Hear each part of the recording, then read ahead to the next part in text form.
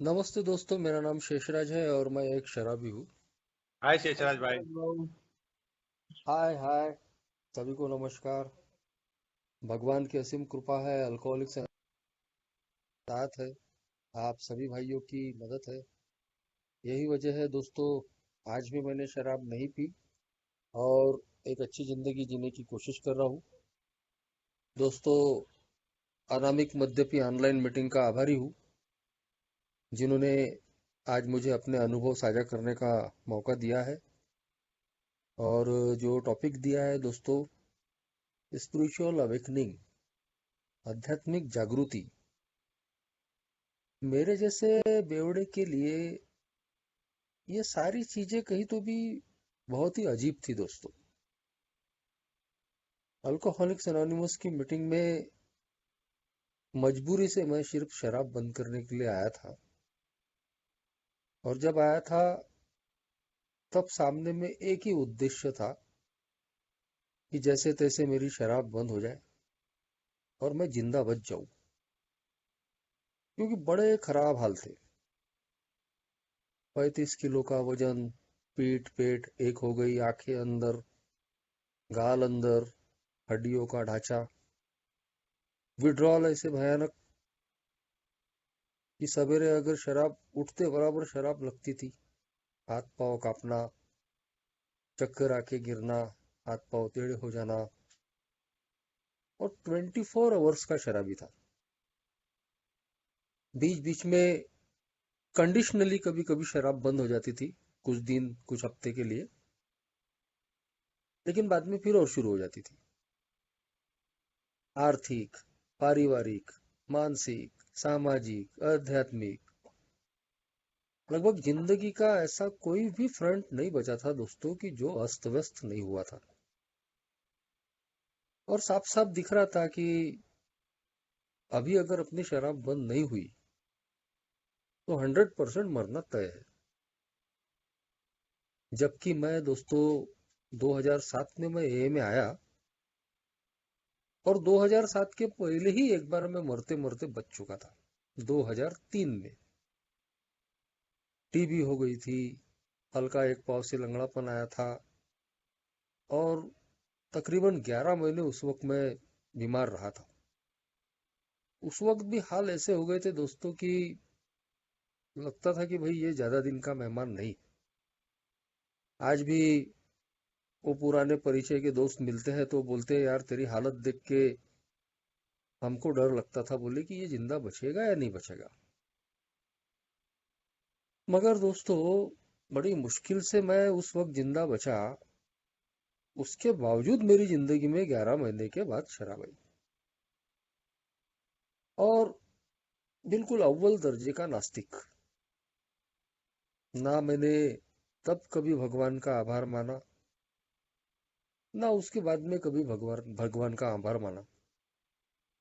क्योंकि बचपने में अगर थोड़ी बहुत जो श्रद्धा या विश्वास मेरी जिंदगी में था भी, जब मेरे अंदर समझ भी नहीं थी, तो बाद में जैसे जैसे मैं बड़ा होते गया, एजुकेशन लेते गया, घर में पिताजी के शराबीपन की वजह से परिस्थितियां थोड़ी खराब थी। तो उन चीजों की वजह से बिल्कुल मैं किसी ईश्वर, धर्म, कर्मकांड, इन चीजों से मैं बिल्कुल दूर होते चले गया और मैं एक पक्का नास्तिक बन गया था। मेरा जो नजरिया था इन सारी चीजों के तरफ देखने का, तो वो बिल्कुल दोस्तों निगेटिविटी से भरा, नकारात्मकता और नफरत से भरा हुआ था। मुझे लगता था कि ये सब ढोंग धतूरे है, दिल को बहलाने की चीजें हैं, और इसका आदमी की जिंदगी से कोई मतलब नहीं है। खुद कमाना पड़ता है, खुद मेहनत करनी पड़ती है, खुद ही करना पड़ता है, तब कुछ होता है। और ये जो धार्मिक, आध्यात्मिक, दार्शनिकता की, आध्यात्मिकता की जो बातें हैं, फिलोसॉफी की, ये सिर्फ पढ़ने के लिए ही अच्छी है। और वो पुस्तकें भी मैंने बहुत पढ़ा था, ऐसा नहीं। मुझे पढ़ने का पहले से ही बहुत शौक था, परंतु था मैं अपने एजुकेशन की फील्ड के साथ साथ मैं जो अवान्तर जो फील्ड है उसमें भी मैंने काफी चीजें पढ़ी थी। मेरी एक हॉबी थी वो। और उसका भी एक अलग घमंड था कि मैं जमाने का ज्ञानी हूँ, मुझे सब समझता है। तो कुल मिला के मेरी अपनी लाइफ ने, अपनी जिंदगी में जो कुछ भी मैंने भोगा था, उसकी वजह से एक फ्रस्ट्रेटेड इंसान था मैं, पूरी तरीके से निराश। और ऐसा आदमी सिर्फ गालियां मारने के सिवा और कुछ नहीं करता, क्योंकि जब हमसे कुछ बनता ही नहीं, सब तरफ से हम निराश रहते हैं, तो फिर वही रोने वाली चीज रहती है, ब्लेमिंग नेचर। खैर दोस्तों, अल्कोहलिज्म की चपेट में आया, मरते मरते बचा, पूरी तरीके से बर्बाद, बदनाम हो गया। फिर एक बार मरने की कगार पे आ गया। लगता था कि दारू बंद हो जाए। बहुत कोशिशें मैंने किया, अपना विल पावर क्या मैंने करके देख लिया। आसपास के डॉक्टर, साइकेट्रिक, अच्छे अच्छे लोगों ने समझाना, सब कुछ हो गया, मगर शराब बंद होने का नाम नहीं ले रही थी। और ऐसे में दोस्तों, लोगों ने तो मेरी उम्मीद छोड़ ही दी थी, मैंने अपने आप से भी उम्मीद करना बंद कर दिया था। मगर जो भी मेरी जिंदगी में काम करने वाली जो हायर पावर थी, जिसको आज मैं मानता हूँ, आज उसको मैं कबूल करता हूँ, दिल से कबूल करता हूँ कि कोई तो पावर है, मेरी समझ की उच्च शक्ति, मेरी कंसेप्शन का गॉड। वो अल्कोहलिज्म के दिनों में भी मेरी जिंदगी में काम करता था, और आज तो बिल्कुल करता ही करता है। मेरी जिंदगी का जो सबसे बड़ा सहारा है, तो वो वही ताकत है आज। तो बोल सकता हूँ कि फिर उसने जो मुझे जिंदा रखा था, तो शायद उसी का कोई प्रयोजन होगा कि मेरी जिंदगी कुछ और टर्न लेने वाली थी, कुछ अच्छे दिन मुझे दिखने वाले थे, मेरी जान बचने वाली थी। अल्कोहलिक्स एनोनिमस का मैसेज मुझे मिला दोस्तों। मेरा ही अल्कोहलिक दोस्त, साथ में ही पीने वाले, एक जैसी हमारी बर्बादी। 2 महीने से कहीं दिखा नहीं था। 2 महीने के बाद में जब मिला वो एरिया में ही, तो बोले दारू से दूर हूँ, और एक अल्कोहलिक्स एनोनिमस की मीटिंग में मैं जाता हूँ। तो कुछ दिन दोस्तों उसने बस्ती में ही मुझे ए के बारे में समझाया और चलने के लिए बोला। लेकिन मैं आने को एकदम से तैयार नहीं हुआ। मेरी शराब उस वक्त कभी बंद कभी शुरू होती थी, और जब बंद हो जाती थी तो मुझे लगता था अरे अपन तो जीत लिए, अब तो पीना ही नहीं है, अपन तो कभी भी बंद कर देते, कभी भी छोड़ देते। लेकिन फिर चालू हो जाती थी। तो आखिरकार मैं भी पूरा तंग हो ही गया था दोस्तों। और सबसे बड़ी उम्मीद की किरण तो मेरा दोस्त ही था। एक जेलसी फीलिंग भी आई जाती है कि यार अब ये शराब से दूर हो गया है, तो मैं भी क्यों पीछे रहूं। जाना चाहिए, जाके देखना चाहिए क्या होता है। और वो दोस्त के कहने पे दोस्तों मैं ए की मीटिंग में आया। ए में आने के बाद में काफी दिनों के बाद मुझे फिर अचानक याद आया कि 2007 के पहले भी, 4-5 साल पहले या 5-6 साल पहले, एक नॉन अल्कोहलिक दोस्त ने मुझे ए की मीटिंग में ले गया था। मेरे दोस्त बड़ी केयर करते थे मेरी। उनको लगता था कि यार बहुत शराबीपन बढ़ गया है, इसका कहीं बंद हो जाना चाहिए। तो उसने मुझे ए की मीटिंग में ले गया था। लेकिन 15 मिनट बिठाने के बाद ही वापस मीटिंग के बाहर निकला और बोले चलो। बोले, बोला क्या हो गया, बैठते थोड़ी देर। और मैं तो पिया ही था, मुझे नहीं मालूम था ये की मीटिंग है। अरे बोले, सब ये यहाँ पे ईश्वर भगवान गॉड चल रहा है बोले, और मेरे को मालूम है बोले तुम यहाँ टिकोगे नहीं। तो मेरा फैसला मेरे उस नॉन अल्कोहलिक दोस्त ने ले लिया था। उसको मैं कभी दोषी नहीं देता, क्योंकि वो जानता था कि मैं किस किस्म का इंसान हूँ, नास्तिक किस्म का, हेकड़ किस्म का। और उसे लगा कि ये बातें मैं नहीं पचा पाऊंगा। मगर दोस्तों, 2007 में जब मैं आया, तो अल्कोहलिज्म ने चारों खाने चित करके रख दिया था। और जब दोबारा आया तो तब भी वही चीजें चालू थी। लेकिन कोई किंतु परंतु अंदर से नहीं आया। जो भी उस पहली मीटिंग में हुआ मैंने बिल्कुल शांत बैठ के सुना। कोई विरोध नहीं, कोई प्रतिरोध नहीं, कोई सवाल नहीं। और मीटिंग के बाद में जो ट्रीटमेंट मुझे मिला, कोई हाथ मिला रहा है, कोई गले लगा रहा है और बोल रहा है आते रहो। बड़े ईमानदारी से, बड़े खुले मन से लोग अपने अनुभव शेयर कर रहे थे। मुझे लग रहा था यार सब शराबी बोल रहे हैं अपने आप को, और इतना खुल के अपने अनुभव बांट रहे हैं। तो उस पहली ही मीटिंग ने क्या मिरेकल मेरे साथ में किया, मैं आज भी नहीं बता सकता।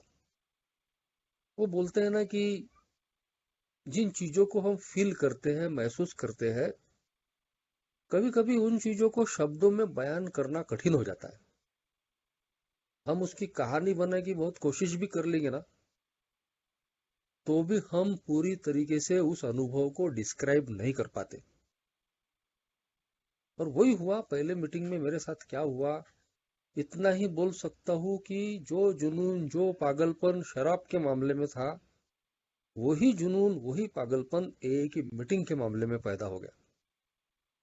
सवेरे शाम दारू के अड्डे की तरफ जाने वाले कदम, बिल्कुल एक ही लौ लग गई। दोनों दोस्त हमारे एरिया से ही पैदल पैदल मीटिंग के लिए निकलते थे। 15 मिनट के अंतर पे ही मीटिंगें थी। और अपने साथ में फिर हम जो भी आना चाहते उनको भी लेके निकलते थे मैसेज देते हुए। तो जब मुझे सर्विस क्या होती है, कैरिंग द मैसेज क्या होता है, ये भी नहीं मालूम था, तब भी मैंने मेरे दोस्त के साथ वो काम करना शुरू कर दिया था। हम लोगों को जाते हुए देखते हुए और लोग भी हमसे जुड़ जाते थे, और उनमें से कुछ लोग भी सोबर हो रहे थे। तो इस तरीके से दोस्तों इस प्रोग्राम ने कब मुझे अपनी गिरफ्त में ले लिया, मुझे भी पता नहीं चला। अल्कोहलिक्स एनोनिमस की सर्विस की ऐसी चड़क लग गई मुझे कि बिल्कुल दोस्तों, बाहर तो सब कुछ ठप हो चुका था। रिलेशनशिप खराब, सोशल बायकॉट, काम धंधे की वाट लग चुकी थी, घर शमशान जैसा था, वहां रुकने की इच्छा नहीं होती थी। तो फिर एक सहारा मिल गया अल्कोहलिक्स एनोनिमस का, तो मैंने उसका पूरा फायदा लिया। और धीरे धीरे दोस्तों, जब मैं थोड़ा स्थिर हुआ, मेरे दिमाग ने अच्छे ढंग से सुनना शुरू किया, तब मुझे पता चला कि मैं किसी लत या आदत का ही शिकार नहीं हूं। मैं अल्कोहलिज्म नाम की एक ऐसी बीमारी का शिकार हूं कि जिसने मेरे शरीर को, मेरे मन को, मेरी आत्मा, मेरी पर्सनैलिटी, मेरी भावनाओं को भी पूरी तरीके से घेर के रखा है। और सिर्फ शराब बंद करने से मेरी बीमारी का इलाज होने वाला नहीं है। मुझे जिस अल्कोहलिज्म नाम की बीमारी के बारे में पता चला, वो बोला गया है कि ये स्पिरिचुअल मेलेडी है, आध्यात्मिक बीमारी। और शायद यही वजह थी दोस्तों कि कभी कभी बीच बीच में कंडीशनली मेरी शराब बंद होने के बाद भी फिर दोबारा शराब जिंदगी में आ जाती थी। और ऐसा क्यों होता है, जबकि मैं 2003 में तो मैं मरते मरते बचा, और उसके बावजूद 11 महीने के बाद मैंने दारू पिया।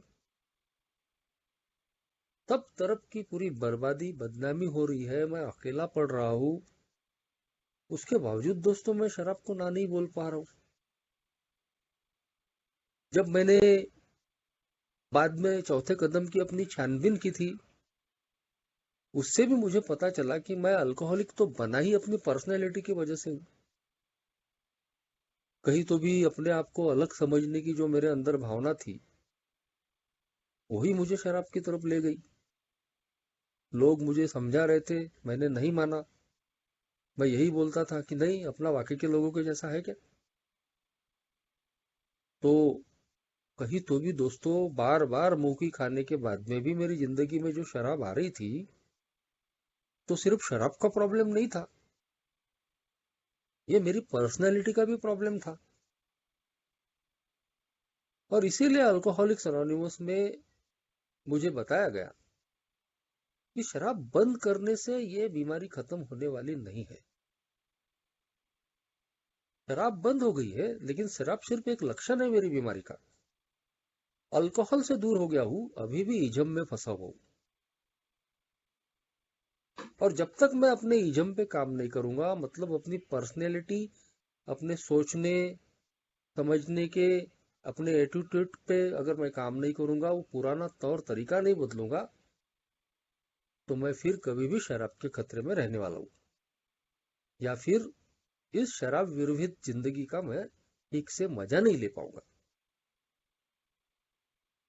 तो एक शराब का जो जुनून, जो एक ऑब्सेशन मेरे दिलो दिमाग पे रहता है, उससे अगर मुझे आजाद होना है, तो कहीं तो भी मुझे एक आध्यात्मिक रास्ते का उपयोग लेना ही पड़ेगा। ये के जो 12 कदम है, ये वही आध्यात्मिक उपकरण है दोस्तों, जिन पर चल के ही हम अपनी स्पिरिचुअल मैलेडी यानी आध्यात्मिक बीमारी का इलाज करते हैं। अगर सिर्फ शराब बंद करने का ये प्रोग्राम होता, तो 12 कदम लिखे ही नहीं जाते। पहला कदम लिख के शराब के सामने में हार मान के और अपनी बर्बादी कबूल करके ही शराब बंद हो जाती, हमारा काम खत्म हो जाता। जैसे किसी बीमारी का पता चला तो हम दवाखाने जाते हैं, इलाज करते हैं, बीमारी ठीक हो गई, चले जाते। लेकिन ऐसा नहीं था, हम फिर दोबारा शराब की तरफ में जाते थे। इसीलिए दोस्तों, ए के निर्माण के भी सालों पहले एक जाने माने जो साइकेट्रिक थे, डॉक्टर कॉल यूंग, एक शराबी ने जब उनसे सवाल किए तो तभी उन्होंने बोल दिया था, जब उस शराबी ने पूछा था, रोलैंड एच ने, कि क्या मेरे जैसे शराबी का अल्कोहलिज्म से आजाद होने का, मुक्त होने का कोई रास्ता नहीं है? उस डॉक्टर ने हजारों पेशेंट्स को ट्रीट किया था, और उसने खुद देखा था कि ना तो मेडिकल साइंस, ना मनोचिकित्सा शास्त्र एक शराबी के मामले में सफल होता है। लेकिन उस डॉक्टर ने, उस साइकेट्रिक ने वो बात जरूर बोली थी कि इतिहास में ऐसे भी उदाहरण है कि जिनकी, जो किसी न किसी धार्मिक या आध्यात्मिक रास्ते पे चल के उनके अंदर में एक इस तरीके से एक रिवॉल्यूशन आता है, वाइटल स्पिरिचुअल एक्सपीरियंसेस जिसको बोला गया है, यानी एक जरूरी जो आध्यात्मिक अनुभव, और जिसके बाद बिल्कुल उसके जो आइडियाज, इमोशंस और जो सेंटिमेंट्स है, एटीट्यूड है, वो पूरी तरीके से बदल जाते। ऐसी परिस्थितियों में ही वो व्यक्ति अल्कोहल के उस भयानक ऑब्सेशन से दूर हो सकता है। वाइटल स्पिरिचुअल एक्सपीरियंसेस यानी बहुत जो जरूरी आध्यात्मिक जो अनुभव है, डॉक्टर सिल्कवर्थ ने उसको बोला कंप्लीट साइकिक चेंज, यानी संपूर्ण मानसिक बदलाव। अब दोस्तों, ये चीजें पढ़ने, सुनने और समझने के बाद में मेरे जैसा शराबी विचार करता है कि क्या ये मेरे जैसे शराबी के साथ में पॉसिबल है? और जब ए में आने के बाद में भी कुछ साल, कुछ महीने हो जाते हैं, तो हमको इसी बात का ये रहता है कि भाई, ऐसा तो मैंने अभी तक अनुभव नहीं किया। 1 साल हो गया, 6 महीने हो गए, 5 साल हो गए, 10 साल हो गए, एक ही लोग जी ये जो बोलते हैं, या 12वें कदम में जो लिखा है, spiritual awakening, spiritual experiences, spiritual transformation, तो ये तो मैंने अभी तक अनुभव नहीं किया।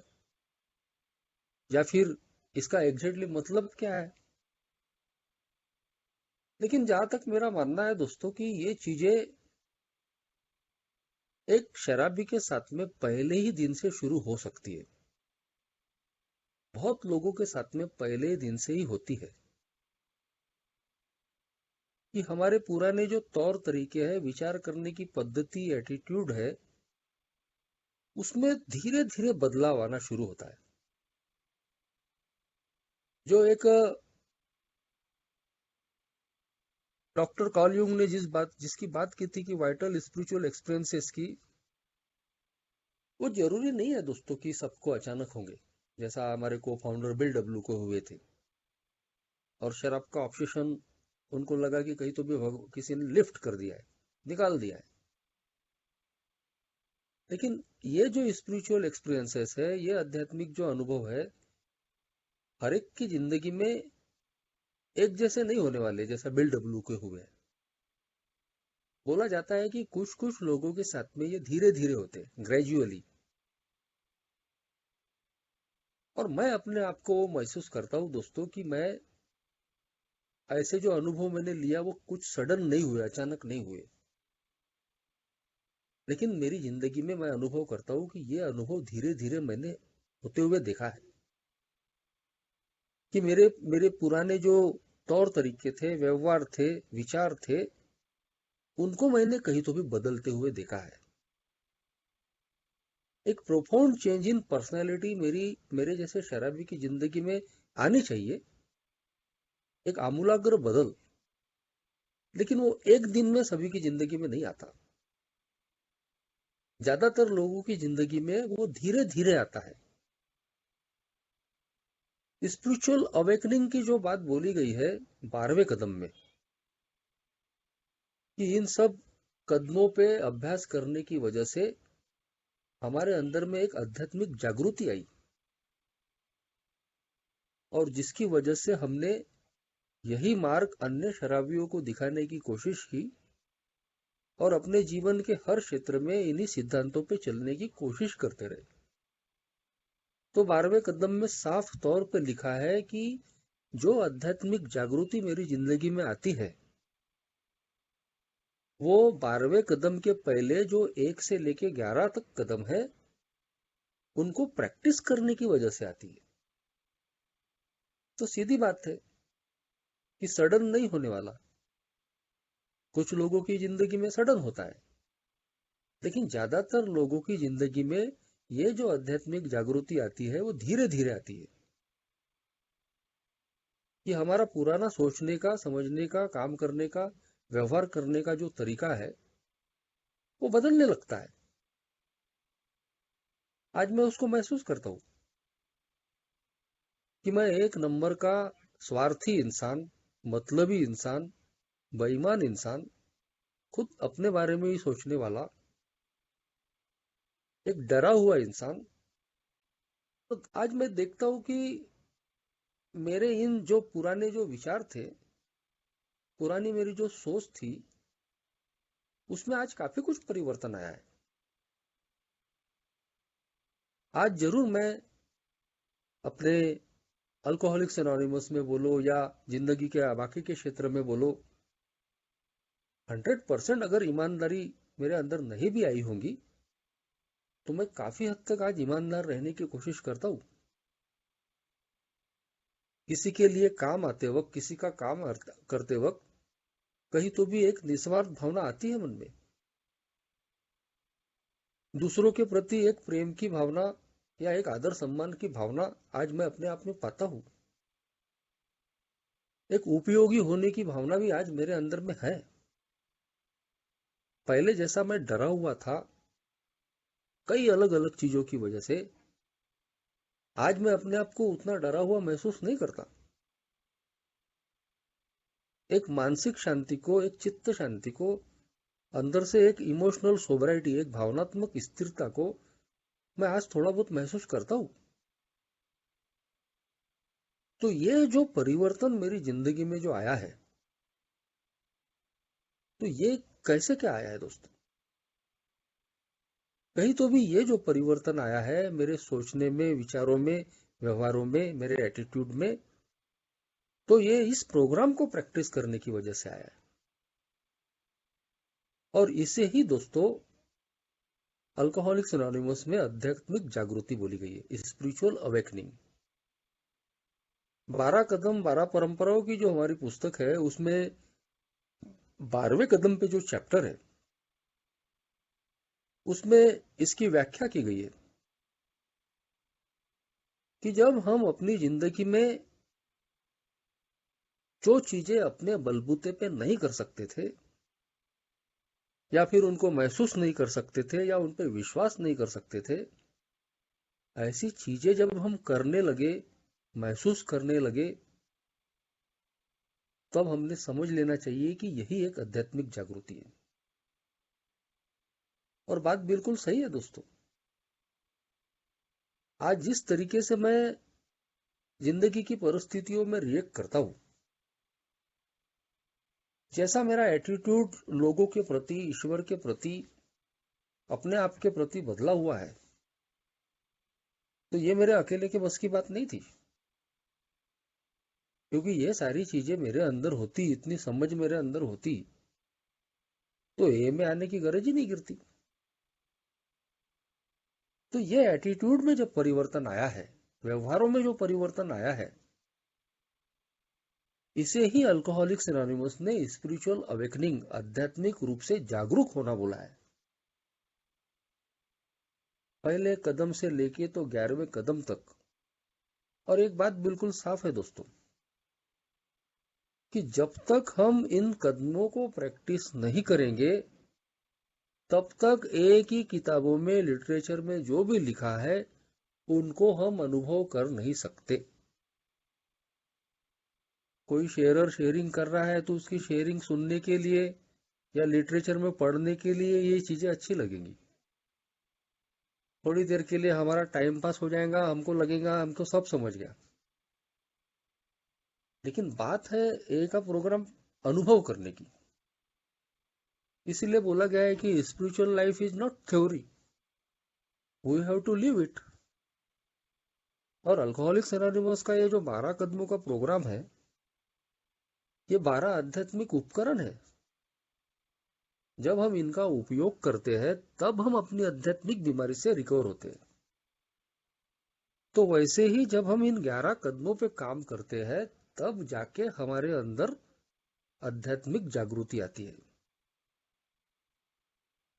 लेकिन आध्यात्मिक जागृति के लिए सारे 11 कदम पूरे लेने, जब हम पूरी तरीके से ले लेंगे तभी आध्यात्मिक जागृति आएंगे, ऐसा भी नहीं है दोस्तों। एक एक कदम करते करते ही हमारी ये जो आध्यात्मिक जागृति होना शुरू हो जाता है। जब अल्कोहलिक्स एनोनिमस की मीटिंग में हम आते हैं और या हमको बोला जाता है कि भाई तुम अल्कोहलिज्म नाम की बीमारी से ग्रसित हो और इसका निकलने का एक ही इलाज है, और वो है 100% सरेंडर करना, हार मानना, कि मैं शराब के मामले में पावरलेस हूं, मेरी जिंदगी अस्त व्यस्त हो चुकी है। और जब मेरे जैसा शराबी दोस्तों उस हार को मानना, स्वीकारना शुरू करता है, वही एक प्रकार की स्पिरिचुअल अवेकनिंग है, आध्यात्मिक जागृति है। पहले मैं इस बात को मानता ही नहीं था कि ये चीजें मेरे बस में नहीं है। मेरा अहंकार बोलता था, अरे नहीं नहीं, सब अपने हाथ में है, अपन तो कभी भी बंद कर देंगे बॉस, कभी भी परिस्थितियां ठीक कर देंगे। लेकिन ए में आने के बाद में आप लोगों के अनुभवों से, ए के इस प्रोग्राम की वजह से सीखने को मिला कि मैं शराब के सामने में कमजोर व्यक्ति हूं, पावरलेस हूं, अपनी जिंदगी को भी ठीक करना मेरे बस की बात नहीं है। और इसीलिए तो फिर उसके बाद में मैं ए की मीटिंग में आते रहा ना, और एक एक दिन के आधार पे अपने आप को शराब से दूर रखने की कोशिश करते रहा। ये स्पिरिचुअल अवेकनिंग नहीं है तो क्या है? मेरे जैसा नास्तिक किस्म का इंसान ए में आने के बाद में प्रार्थना करने लगा, किसी न किसी हायर पावर को, उच्च शक्ति को मानने लगा, उस पर विश्वास करने लगा। बाद में उसी उच्च शक्ति को अपना सब कुछ मान के उस पर निर्भर होने लगा। ये आध्यात्मिक जागृति नहीं है तो क्या है? उसके पहले मैं अपनी दुनिया का भगवान खुद था। मुझे अपने आप पे भरोसा था। मुझे लगता था कि नहीं, सब अपने को ही करना है, कोई भगवान नहीं है, कोई कुछ नहीं है, अपन करेंगे तभी होगा। मगर जब ये में अपनी वास्तविकता पता चली कि मैं सिर्फ शराब के ही मामले में हतबल नहीं हूं, अपनी जिंदगी के अन्य कई क्षेत्रों में मैं हतबल हूं, और उन परिस्थितियों को भी ठीक करना मेरे बस की बात नहीं है। उन चीजों के मामले में भी मुझे सरेंडर करना पड़ेगा। पहली बार मैंने उस हायर पावर को कबूल किया, और उस हायर पावर को कबूल करने की वजह से जैसे ही मेरी शराब बंद हो गई, एक विश्वास जागा कि हाँ यार, मेरी जिंदगी के अन्य मामलों में भी ये शक्ति काम कर सकती है। क्या ये मेरे एटीट्यूड में परिवर्तन नहीं है? मेरे पुरानी विचारधारा में परिवर्तन नहीं है? क्या इसको स्पिरिचुअल अवेकनिंग नहीं बोला जाएगा? ये आध्यात्मिक जागृति नहीं है? कि पुराने तरीके से सोचना मैंने बंद कर दिया, अब नए एक तरीके से मैं सोच रहा हूं। ठीक वैसे ही आगे के हर कदम में दोस्तों, जैसे जैसे मैंने उन कदमों को प्रैक्टिस करना शुरू किया, स्पिरिचुअल अवेकनिंग धीरे धीरे होने लगी, आध्यात्मिक जागृति आने लगी। चौथे कदम में छानबीन करने के बाद में समझ में आया कि कैसे मैं डुअल पर्सनैलिटी का इंसान हूं, कि लोगों को मैं अब तक कुछ और दिखा रहा था, लेकिन मैं अंदर से कितना क्रूर हूं, कितना कमीना हूं। मैंने लोगों के सामने में अपनी अच्छी पोर्ट्रेट रखी थी, लेकिन मैं अंदर से पूरी तरीके से बर्बर हूं। तमाम मेरे काले कारनामे, हथकंडे मेरी नजर के सामने में घूम गए। वहां मुझे आध्यात्मिक जागृति हुई कि जो मैं अपने आप को बहुत ही पाक साफ पवित्र समझ रहा था और हमेशा लोगों को मैं ब्लेम करता था, तो असली अपराधी तो मैं हूं। क्या लोगों को मैं ब्लेम कर रहा हूं? मैं तो लोगों से भी ज्यादा मैं गलत काम करके रखा है मैंने। यह अपने आप के बारे में मेरी जानकारी बढ़ी। पांचवें कदम पे जब मैंने अपने स्पॉन्सर के पास अपना पांचवा कदम लिया था, कोई अन्य व्यक्तियों के पास में भी ले सकते हैं, इतनी आजादी ए के प्रोग्राम ने दी है। मुझे ए का मेंबर अच्छा लगा, अनुभवी थे, बुजुर्ग थे, और मेरा उन पे पूरा भरोसा था। तो मैंने ए के सदस्य के सामने में अपना पांचवा कदम लिया था, जो मेरे आज भी स्पॉन्सर है। वहां मेरे अंदर में जागृति आई। पहली बार मैंने अपने बारे में जाना कि मेरी पर्सनैलिटी किस तरीके की है, कैसे मैं एक घमंड से भरा इंसान हूं, मेरे अंदर लालच कितनी भरी हुई है, कैसी मेरी काम वासना है, मेरे जेलस स्वभाव की तीव्रता कितनी है, कितना मैं रिजेंटमेंट, गुस्से से भरा हुआ हूं। यह आध्यात्मिक जागृति है, अपने आप के बारे में जानना। और उसके बाद में छठवें सातवें कदम पे आध्यात्मिक जागृति आई। समझने लगा कि जिस प्रकार के चरित्र के दोषों से मैं भरा हुआ हूं, मैं अपने आप को सोबर नहीं रख सकता। मुझे अल्कोहलिक बनाने वाले, मैं मरते मरते बच रहा हूं, मैं बर्बाद हो रहा हूं, बदनाम हो रहा हूं, उसके बावजूद मैं बार बार शराब की तरफ में जा रहा था, तो वो मेरे अपने पर्सनैलिटी के डिफेक्ट्स की वजह से जा रहा था। और इसलिए अभी बड़ी मुश्किल से मुझे ये सोब्राइटी मिली है, एक नई जिंदगी मिली है। आज मैं हंस सकता हूं, अच्छी जिंदगी में जी सकता हूं। लेकिन अगर मैंने उन्हीं चरित्र के दोषों पे काम नहीं किया, तो फिर मैं उसी बर्बादी की दलदल में जाके फंस सकता हूं। ये स्पिरिचुअल अवेकनिंग है। कितनी बड़ी जानकारी इन्हें मुझे दी इन कदमों के माध्यम से। मेरा स्वभाव तो ऐसा है कि थोड़ा बहुत मेरी जिंदगी में अच्छा हुआ तो मैं उसी में खुश हो जाता हूं। ए में भी हम सुनते हैं दोस्तों, टू स्टेपर।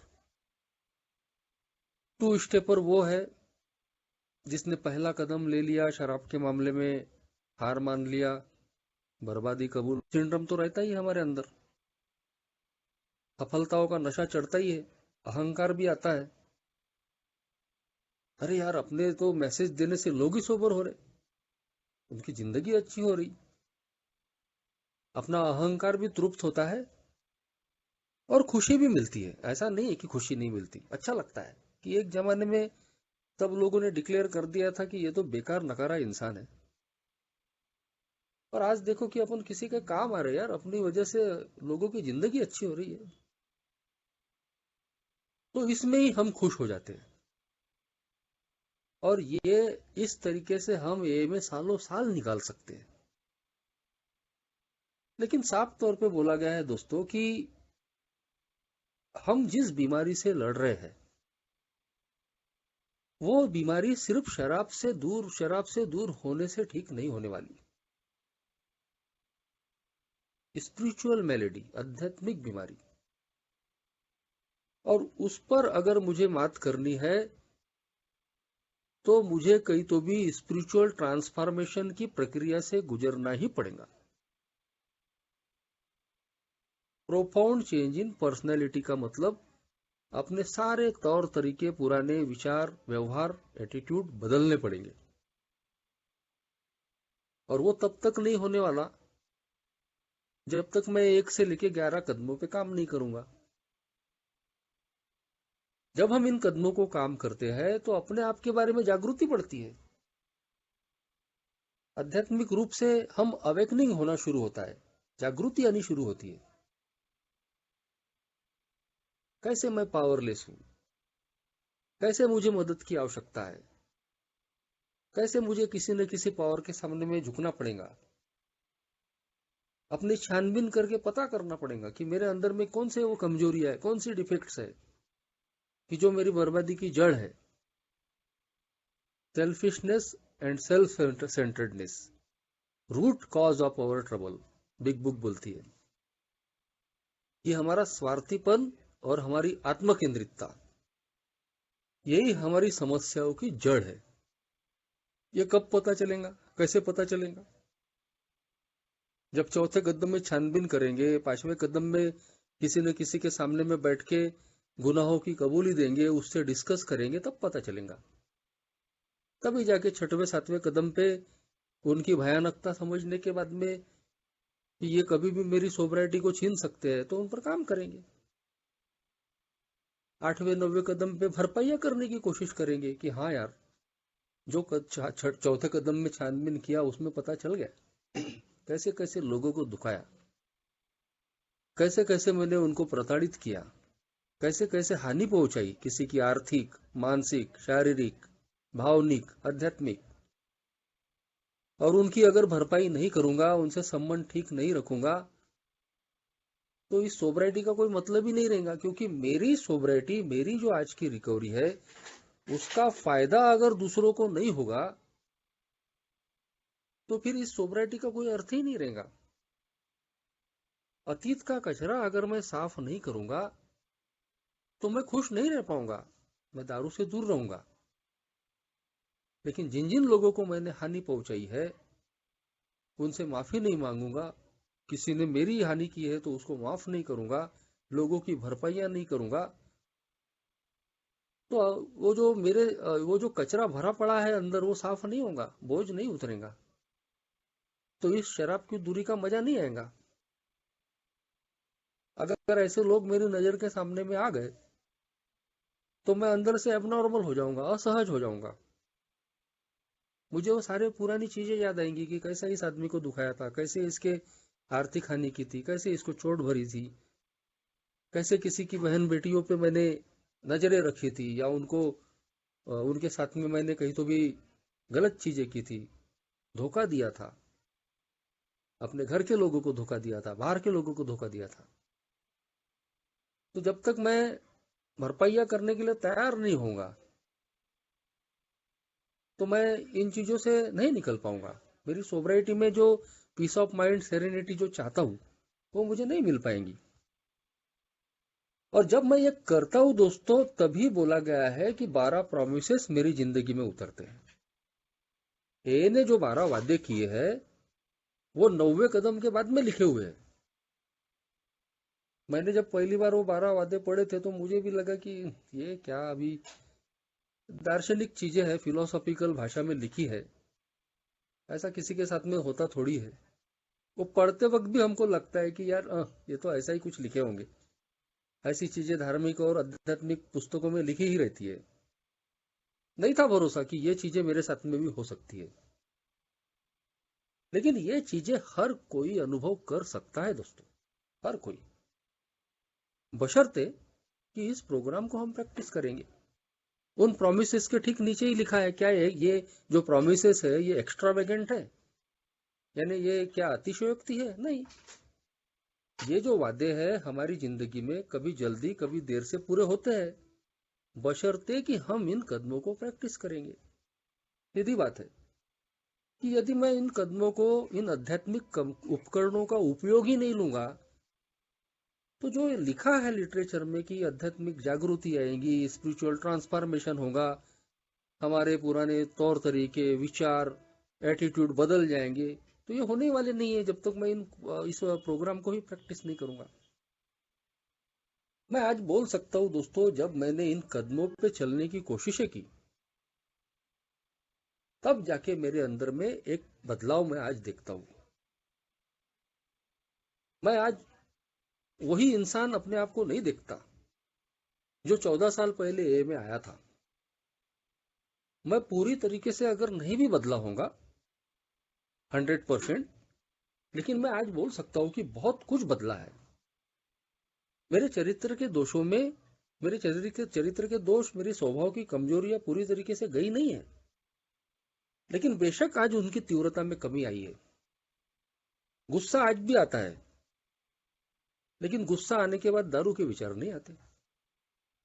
घमंड आज भी जगता है, लेकिन अब वो घमंड इतना पावरफुल नहीं है कि मैं अपनी बस्ती का बाजा बजाऊं, पिंक क्लाउड में उड़ूं, ए से दूर चला जाऊं, लोगों को अपमान करूं।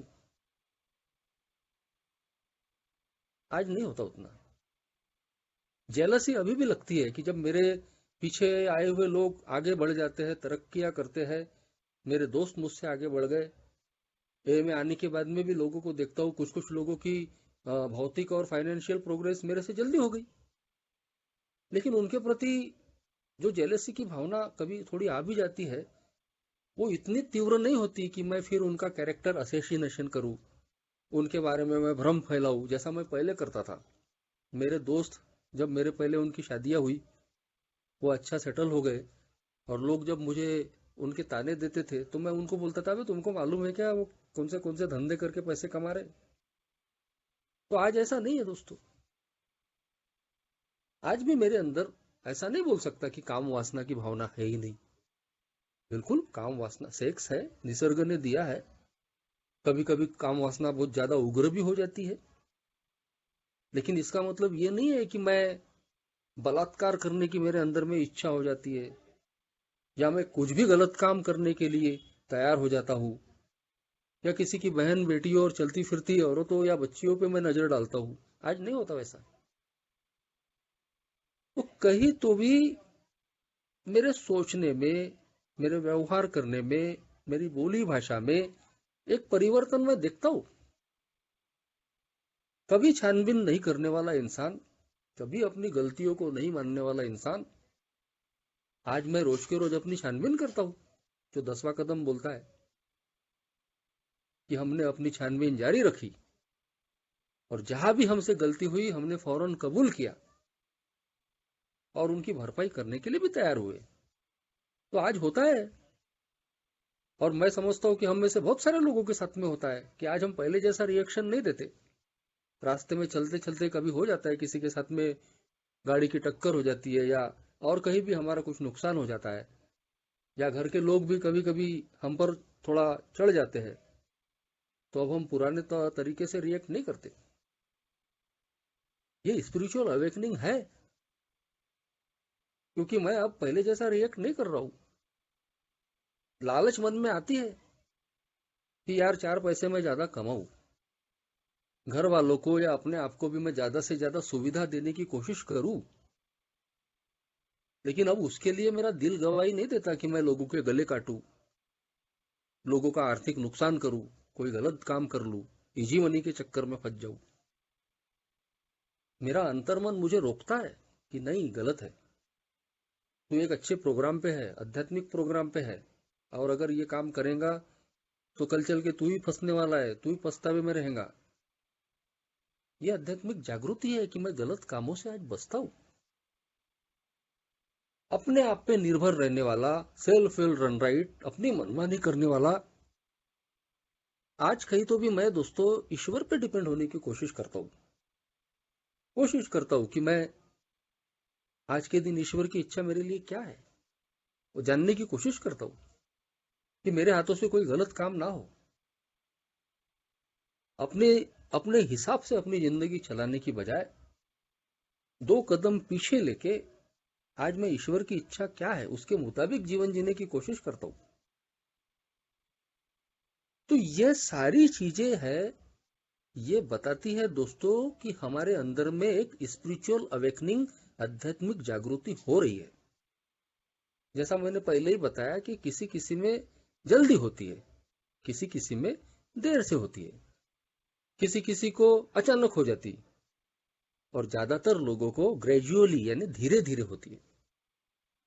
लेकिन हर एक का मेंबर इन बातों को अनुभव कर सकता है कि अल्कोहलिक्स एनोनिमस में आने के बाद जानते अजानते हम इन कदमों पे जब चलते हैं तो हमारे अंदर आध्यात्मिक जागृति आती है,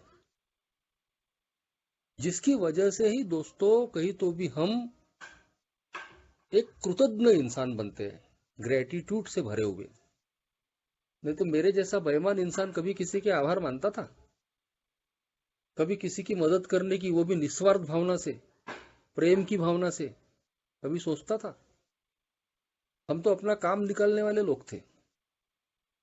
लोगों पे क्या बीत रही, घर के लोग कैसे जी रहे, बाहर के लोग कैसे जी रहे, कोई मतलब नहीं था। अपनी स्वार्थ पूर्ति करने वाला, अपना काम निकालने के लिए, अपने स्वार्थ की पूर्ति के लिए चाहे जो करना पड़े करेंगे। आज ऐसा नहीं है दोस्तों। आज हम अपने परिवार के प्रति, अपने काम धंधे के प्रति, पास पड़ोस के प्रति कहीं तो भी रिस्पॉन्सिबल है। आज सोच विचार करते हैं हम लोग। एक ए का मेंबर होने के नाते कहीं तो भी मेरे अंदर ये भावना आ जाती है कि नहीं यार, जैसी मेरी जिंदगी अच्छी हुई है, मेरे पहले आए हुए लोगों ने जो मेहनत की, अपना टाइम टैलेंट ट्रेजर खर्च किया, तब जाके फ्री ऑफ कॉस्ट ये प्रोग्राम मुझे मिला है। तो आज मेरी भी जिम्मेदारी है कि मैं भी किसी पीड़ित शराबी को मैसेज दूं। अलग अलग तरीके इन्हें बताए हैं। किसी को सीधे मैसेज दे सकते हैं, किसी को फॉलो अप दे सकते हैं। एक ही मीटिंग में हम शेयरिंग करते हैं, वो भी एक ही सर्विस कहलाती है। बहुत भाग्यशाली है वो लोग जो एक्टिव सर्विस में भाग लेते हैं, ग्रुप का chairman, secretary, treasurer, inter group में, जीएसओ में काम करते हैं, अपना टाइम टैलेंट ट्रेजर समय निकाल के देते हैं। तो ये हमारे अंदर का बदलाव है, जागृति है कि हम सेक्रीफाइस करने के लिए आज तैयार हैं कि नहीं, ये के प्रति भी मेरी जिम्मेदारी है। अगर मेरे लिए लोगों ने केयर नहीं किया होता, मुझे अपना समय नहीं दिया होता, अपना पैसा खर्च नहीं किया होता, तो मैं जिंदा नहीं रहता। तो आज ये स्पिरिचुअल अवेकनिंग आई है कि नहीं यार, ये काम मेरे लिए किया गया है, लोगों ने मेरे लिए किया है, आज मैंने भी ये करना चाहिए। और हम में से ज्यादातर लोग आज ये काम करते हैं, तभी तो ये का कारवा बढ़ रहा है इतने सालों के बाद भी। एक ही ग्रोथ ही हो रही है, ये पीछे नहीं आ रही है दोस्तों, एक ही ग्रोथ ही हो रही है। तो जब तक हमारे अंदर जागृति ही नहीं आएंगी तो हम एक को बढ़ाने का काम कैसे करेंगे, पीड़ित शराबी के लिए काम कैसे करेंगे? अपनी अपनी सहूलियत, अपनी अपनी सुविधा के हिसाब से हम काम करते हैं। जरूरी नहीं है कि हर आदमी ने बाकी दूसरे जैसा करना चाहिए। सब अपने अपने शक्ति के हिसाब से, क्षमता के हिसाब से काम करते हैं, लेकिन आज हम करते हैं। ठीक वैसे ही जो बदलाव हमारे अंदर में आया है, हमारे विचारों में, हमारे व्यवहारों में, हमारे एटीट्यूड में जो परिवर्तन आया है, आज कहीं तो भी वो हम अपनी जिंदगी के बाकी क्षेत्र में भी फैलाने की कोशिश करते हैं दोस्तों। एक गैर जिम्मेदार इंसान आज कहीं तो भी जिम्मेदारी लेता है घर के लोगों की। उनको किस चीज की आवश्यकता है, क्या मेरी रिस्पॉन्सिबिलिटी है। पहले तो मुझे खबर ही नहीं थी कि घर के लोग कैसे जी रहे। अपने काम धंधे पे मैं ईमानदार नहीं था, सिर्फ मैं अपने दारू का जुगाड़ करने के लिए जाता था, और फिर उसके लिए जो करना पड़े वो करने के लिए तैयार होता था।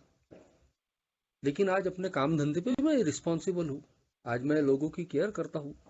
अगर उनसे पैसा लिया है, काम लिया है, तो उनका काम ईमानदारी से करने की मैं कोशिश करता हूँ।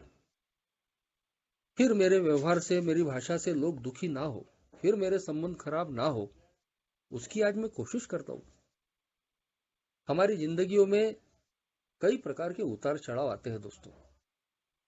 पहले जब ये उतार चढ़ाव या छोटी मोटी समस्याएं भी आ गई तो हम हिल जाते थे, चाहे वो फाइनेंशियल हो, हेल्थ संबंधी हो, या और किसी भी प्रकार की समस्याएं हो। तो उनसे उबरना, उनसे लड़ना हमको नहीं आता था। लेकिन इस प्रोग्राम की मदद से आज हम कहीं तो भी इन सारी समस्याओं से लड़ पाते हैं। उनसे कैसे निकलना, आज वो शक्ति ईश्वर के रूप में हमको मिली है। एक भावनात्मक स्थिरता हमको, इमोशनल सोबराइटी, इस प्रोग्राम ने इन कदमों को प्रैक्टिस करने की वजह से हमारे अंदर दी है। मैंने खुद अभी इन 2 सालों में अनुभव किया। पूरे 2 साल कोरोना पीरियड में जब सारे काम धाम ठप थे, कैसे ये समय निकल गया पता भी नहीं चला। कई हेल्थ के प्रॉब्लम है। पहले लॉकडाउन में मेरा 2 साल का लड़का बहुत बीमार रहा, 14 दिन तक बीमार रहा, लेकिन मैं अंदर से विचलित नहीं हुआ। नॉन स्टॉप मैं ऑनलाइन मीटिंगें करते रहा और मेरी हर गरज को मेरे ईश्वर ने पूरा किया दोस्तों। इस सेकंड लॉकडाउन में, सेकंड कोरोना वेव में मेरा पूरा परिवार कोरोना पॉजिटिव था, लेकिन उसके बावजूद दोस्तों हम में से कोई भी, मेरे घर का जो सदस्य था, वो परेशान और विचलित नहीं रहा। 14 दिन हम एक क्वारंटाइन सेंटर में रहने के बाद हंसते खेलते अपने घर में लौटे। कई प्रकार की आर्थिक, फाइनेंशियल परिस्थितियां, खराब परिस्थितियों का सामना करना पड़ा, लेकिन हर बार हंसते खेलते हम वहां से निकल गए। तो ये जो एक एटीट्यूड में, विचारों में, पुराने तौर तरीकों में जो परिवर्तन आता है और अपनी जिंदगी के हर छोटी बड़ी समस्याओं को या हर प्रकार की परिस्थितियों को जब हैंडल करना हम सीखते हैं, तो मुझे लगता है यही वो अल्कोहलिक्स एनोनिमस जो स्पिरिचुअल अवेकनिंग बोलती है, आध्यात्मिक जागृति, कि अपने आप पे सेल्फ सेंटर्ड रहने की बजाय गॉड सेंटर हो जाओ। अपने आप पे निर्भर रहने की बजाय ईश्वर पे निर्भर होना सीख लो। तुमसे जो हो रहा है करने की कोशिश करो, और जो नहीं हो पा रहा है भगवान के हवाले छोड़ दो और अपनी जिंदगी को आसान बना लो। ये दुनिया मैं नहीं चला रहा, और इसीलिए सब कुछ मेरे मन के मुताबिक होने वाला नहीं है। ये मेरी जिंदगी की सबसे बड़ी स्पिरिचुअल अवेकनिंग है। सारे 12 कदमों को बोला गया है ईगो डिफ्लेशन के कदम, अहंकार की हवा निकालने वाले। एक एक कदम पे हमारा घमंड टूटता है दोस्तों, और हमारे अंदर में ह्यूमिलिटी आती है, विनम्रता आती है, जिसका मतलब मैं निकालता हूं अपनी वास्तविकता का स्वीकार। मैं कौन हूं, क्या हूं, क्या कैसा मुझे रहना चाहिए। जब मैं ये जान के आज व्यवहार करता हूं, तो मेरा मानना है कि इसे ही स्पिरिचुअल अवेकनिंग, आध्यात्मिक जागृति कहते हैं। Thank you.